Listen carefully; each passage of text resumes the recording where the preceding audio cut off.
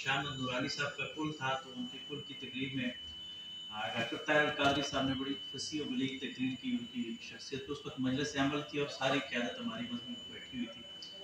तो उसके ऊपर तबसरा करते हुए हाफ़िज़ हुसैन अहमद की बारी आई, तो उन्होंने कहा कि क्या तारीफ के लिए मर जाना ज़रूरी होता है?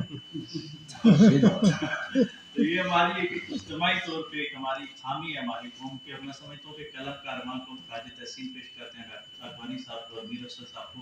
ये जिंदा होते हुए लोगों की खिदमत को एक्नॉलेज कर रहे हैं और ऐसे लोगों को सामने ला रहे हैं। ये हौसला अफजाई भी आने वाली नस्लों के लिए भी। जब हम इनको सामने बैठाएंगे तो दूसरे जो पीछे हमारे यंग जनरेशन है वो यहाँ सामने बैठने पे फख्र महसूस करेगी, वरना वही फिर टीवी वाले इश्तिहार देख के आगे चलेंगे।